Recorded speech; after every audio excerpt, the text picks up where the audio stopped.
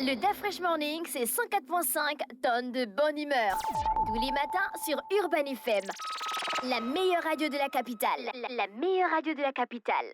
La station urbaine et vous écoutez le Da Fresh Morning, le réveil matinal le plus hot de la capitale sur la radio la plus haute de la capitale. Ce matin dans le Da Fresh Morning, on a monsieur Johannes Makouvia. Il est médiateur africain pour la paix, primé en 2022 et il est présent à Libreville pour une formation des leaders pour la paix destinée aux femmes et aux jeunes. Il est dans le studio. Monsieur Makouvia, bonjour.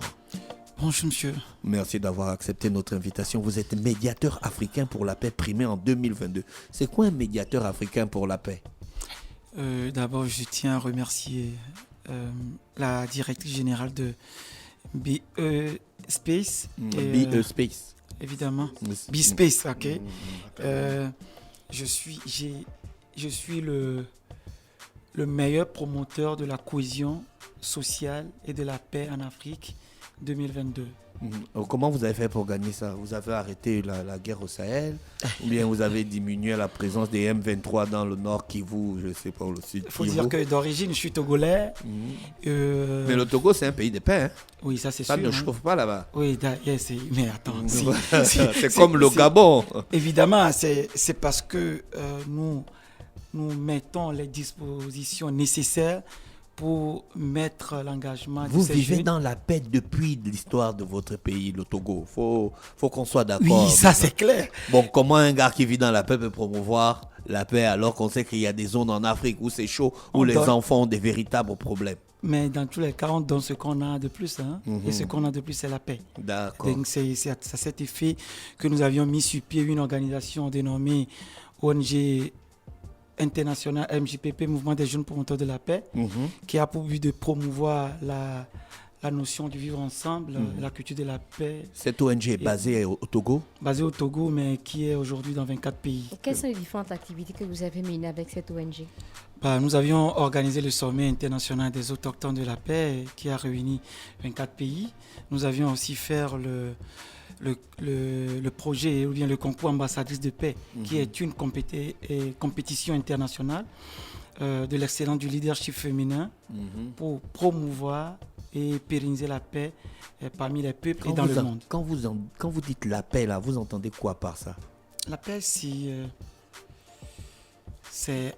en guillemets la gestion comportementale pour avoir une situation apaisée.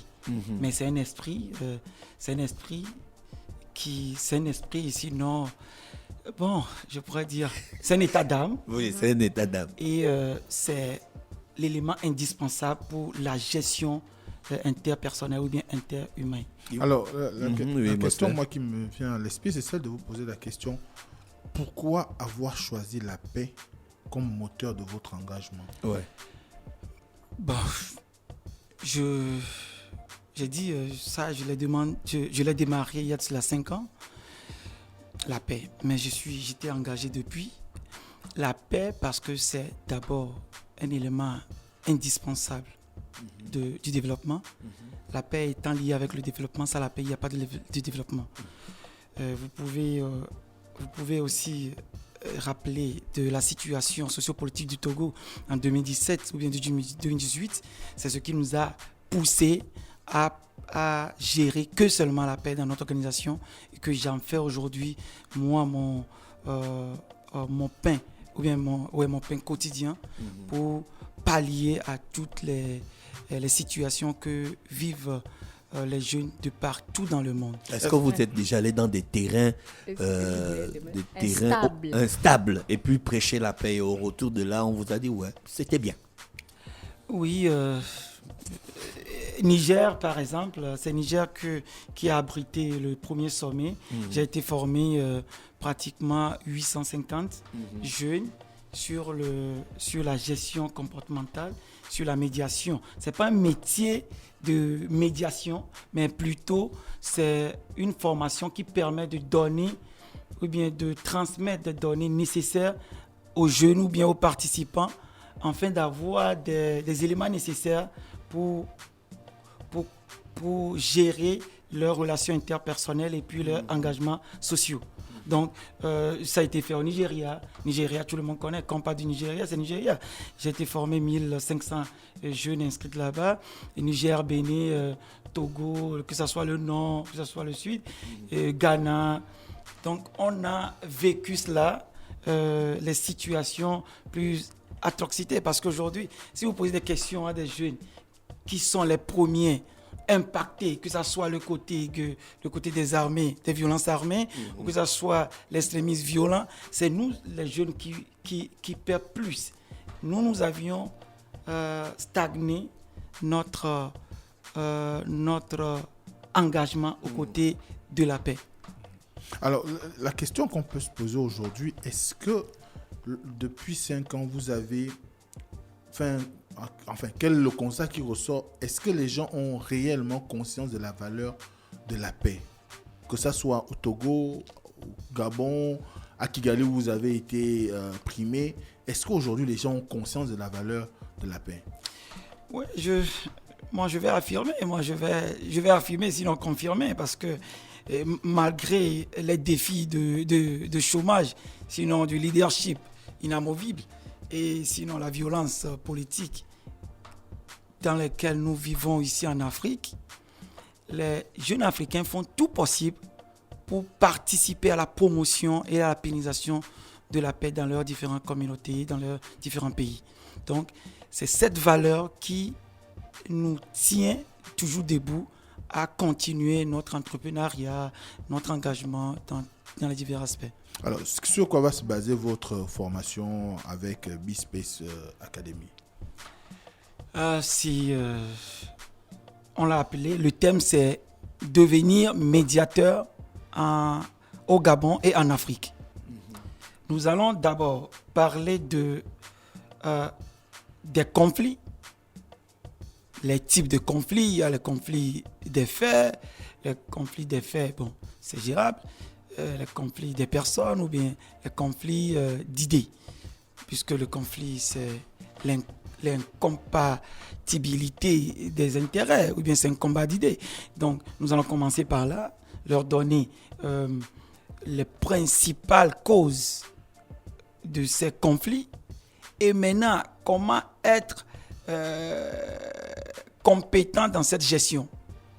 En commençant bien sûr par la communication, une bonne gestion de la communication interpersonnelle, la méthodologie et puis la structuration des pensées, ou bien la technicité des arguments envers n'importe qui ou bien dans n'importe quelle situation. Parce que la médiation même, c'est quand deux personnes ou bien deux côtés ou deux parties demandent à une tierce personne de les aider à régler une situation.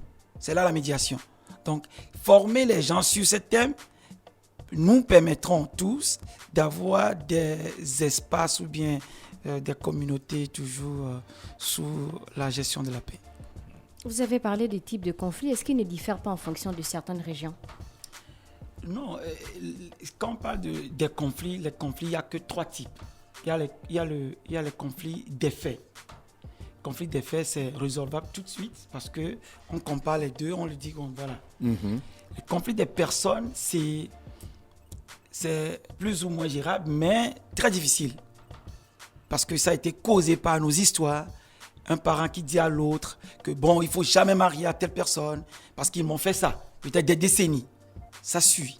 Mais le conflit d'idées, c'est insolvable parce que c'est inculqué dans la personne, ça devient une nature. Et c'est difficile. Mais se basant sur les principales causes, il y a les objectifs, il y a les perspectives, il y a les valeurs, il y a déjà la croyance, il y a le niveau des ressources aussi. Tout ça s'appelle par ce biais sur l'écoute qui est divisée en l'écoute efficace et l'écoute active. Alors, c'est intéressant, je trouve. Alors, quelle sera de façon théorique, de façon pratique, la procédure qui devrait conduire quelqu'un à se mettre dans la peau d'un médiateur? Il faut qu'il comprenne d'abord le conflit et tout ce qu'on appelle les espaces qui minent un conflit, d'abord. Après, sa gestion de conflit, c'est le type 2, avant d'arriver au niveau de la médiation.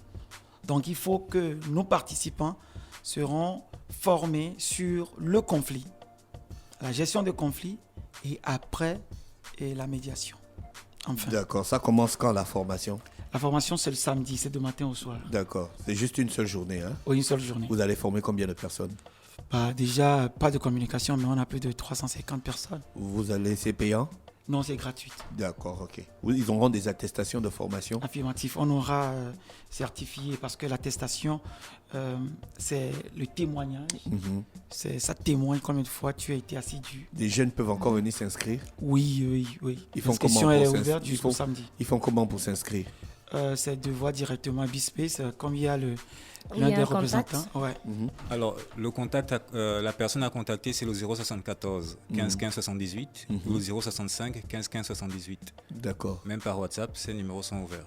074 15 15 78 et 0 65 15 15 78. D'accord, merci d'avoir accepté notre invitation. Merci. On vous souhaite de passer une bonne journée à l'écoute des programmes d'Urban FM. D'accord. Le Da Fresh Morning, c'est 104.5 tonnes de bonne humeur. Tous les matins sur Urban FM. La meilleure radio de la capitale. La meilleure radio de la capitale.